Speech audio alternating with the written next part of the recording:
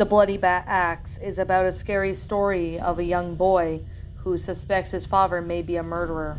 It's based on the old horror comic that is considered to be one of the scariest comics ever made. I remember that Christmas Eve when I was about 8 years old, as if it happened yesterday.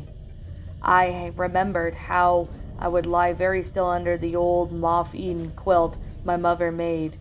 I was wide awake and listening for those familiar sounds. The thump on the front door closing and the clomp, clomp, clomp of my father's mud-caked boots on the stairs. And the sound that still to this day fills me with revulsion and horror. Drip, drip, drip. Then my father would pass by my doorway, and light from the hallway would cast his shadow on my bedroom wall, the shadow of the bloody axe he carried in his hands. The next morning I would eat my watery oatmeal in the wintry chill of our kitchen and ask my mother, very slowly and carefully, where was Daddy at last night? She would just look at me with her sad gray eyes. I would never forget the pain and torment in those eyes, but she never said a word. After breakfast, I would set up to doing my chores on our little farm. My father never did much work on the farm. He seemed to always be too busy with other matters. On those chill, windy mornings, as the snow begins to fall, I had a lot of time to think about at school. I couldn't pay much attention to my lessons. I was always lost in my own troubling thoughts. When I got home in the evening, I would just arrive in those times to see my father leaving, his axe clutched tightly in his hands. I rarely saw my father during daylight hours, and at night, all I ever saw was his shadow. I could still vividly recall the terrible night when I was awakened by the sound of the shutters on my bedroom window clattering and screaming December winds. When I got up close to the shutters, I happened to glance over at the barn and noticed that the shadow in the darkness. It was my father, and he was putting something to feed the box we used for the cattle. I returned to bed and lay awake into the long night, puzzled at what I had just seen. Eventually, I fell into a tortured and troubled sleep. The next day, my curiosity got the better of me. I took the key that hung on the hook in the kitchen and opened the feed box. I remember staring for several seconds at the foul-smelling, bloody pulp inside, trying to understand why my father for wolf put so slaughtered pieces of animal into the feed box. Then I noticed that something struck in horror had put into my soul. Justing up out of the bloody official was a severed human hand. From that moment I was filled with a nameless dread. I no longer looked at my parents with trust, but with dark creeping suspicion.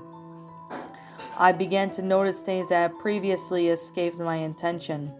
Newspaper headlines that spoke about brutal murders and discovered bodies. Overheard conversations about a bloodthirsty fiend on the loose. Finally, I heard a boy at school utter the two words, repeated over and over in my tortured mind: Axe murderer. That night, my sleep was invaded by the shapeless horrors. In those nightmares, I saw two images that haunted me constantly: the face of my father and the axe dripping with blood. Unable to sleep, I got out of bed and crept downstairs, taking my father's axe from the fireplace. I dimmed the lights and crouched down in the darkness at the top of the stairs.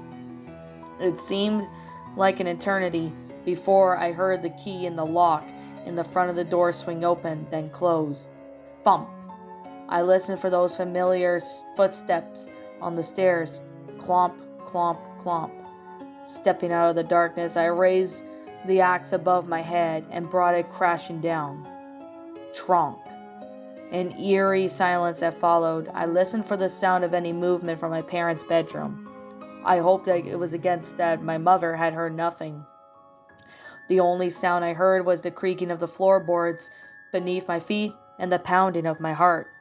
I looked for the last time at the headless body that lay crumpled at the bottom of the stairs, then quietly tiptoed back into my mind. Early the next morning, I was awakened by the sound of the strange voices in our hallway. Silently, I crept to the top of the stairs and peered down at the scene below. A group of policemen were crowded around my father's bloody corpse. My mother was standing beside them, watching silently. No one was paying any attention, but when she glanced up, she noticed me. Then, very briefly, very discreetly, she gave me a knowing wink. And that, my pretties, was Bloody Axe, a creepypasta. My final thoughts on this story. I honestly thought this was a pretty good creepypasta. I honestly really do like it. It was a very interesting story. It's a really good story, especially with the whole concept and everything. It was just a really pretty good, damn well made story. I definitely got to really say it does have a really good concept and everything about it. I mean, the sentence structuring was pretty good, as well as the the grammatical stuff was pretty good too. Although I may have spotted maybe one or two errors, but other than that, it was still a really fun story. I enjoyed reading it. I thought it was a pretty good story. Now, I only saw two narrations of this story, and I really do hope more people narrate it, because it's just a really, really good story. I definitely really have to say that it's a really awesome creepypasta. So I do have to say it's a pretty good creepypasta narration.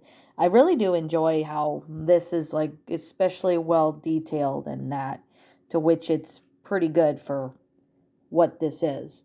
So, anyways, with that being the case and that being said, I still found this to be a really interesting story. So, I guess with that being the case and with that being said, still a really good story. It's really well made in detail. And I definitely got to really say, I mean, this is not really solely a Christmas creepypasta per se, but it's still a pretty interesting concept for what this is, especially with the whole story of its own self. So I really gotta say it's a pretty well made story for what this is. I mean, I like the fact that the boy kills the father of the axe at the end. I mean, it was pretty messed up, but I mean, despite it all, I don't really see this being a Christmas creepypasta per se, but it's pretty much a winter story, but it's still a pretty good story for what this is. The boy's going through a lot, and then finds out that this his father was hitting with the axe and all. I definitely got to really say it's still messed up of its own self, but it's a pretty awesome story for what this is. So, yeah, the grammar's pretty good and everything. It's really awesome. I really do like it. So I really got to say it's a really fun, interesting story. It's well made in detail. And I got to really say it's a pretty great, well made story. So I guess that being the case, that being said, I'm going to sit here and say this right now, that this is just simply my own personal opinion. And if you happen to disagree with me, that's fine too. We're all entitled to our own opinions in regards to these creepypastas, and this is simply my own personal thoughts. Now, I don't know who the original author of this story is, so I'm going to leave this as anonymous for now. If I ever find out who the original author of this story is, I'll be sure to give the author proper credit. But as of now, I can't really say much about it because I don't really know who's the author of this story. But until I find out who the original author is, I'll be sure to give the author proper credit. So with that being the case, and that being said, yeah, this story, it gets a 10 out of 10. It's a really well-made story, and it's definitely a really fun one, and it's pretty good, and I do find it to be a really enjoyable story. I do find it to be good. It's a really awesome story. It's definitely well made, and I definitely gotta really say it's a pretty fantastic, well made concept. So, with that being the case, and with that being said, what did you guys personally think of this creepypasta? Did you all enjoy it? Did you all not? Also, what we have done personally to help make this story a lot better? Feel free to leave me know what your thoughts are down in the comments below. I'm the Lion Queen. Thank you so much for watching today's episode. And if you happen to be brand new here on this channel, feel free to leave a like, comment, and subscribe. Ring the bell for notifications to when I upload, so that way you guys will not miss an upload. And as always, please roll the outro because I'm out of here. And I'll see you guys all in the next video. Peace out.